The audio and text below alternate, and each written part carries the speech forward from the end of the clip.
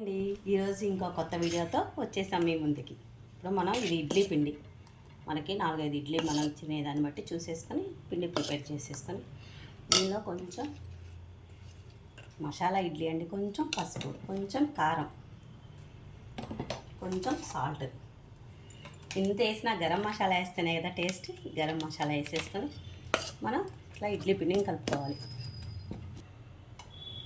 అలా కలిపేసుకున్న పిండి ఇప్పుడు రేకు తీసుకొని మనం ఒక నెయ్యి బొట్టేసేసుకుందాం. నేను ఫస్ట్ టైం చేస్తున్నానండి, ఎలా ఉంటాయో చూడాలి నేను కూడా మీతో పాటు వెయిటింగ్ చూసుకో. మనం ఇప్పుడు ఇడ్లీ రేకులో ఇలా ఇడ్లీ వేసేసుకొని ఒక 5 మినిట్స్ మనం ఇడ్లీ హీట్ చేసేసుకుందాం.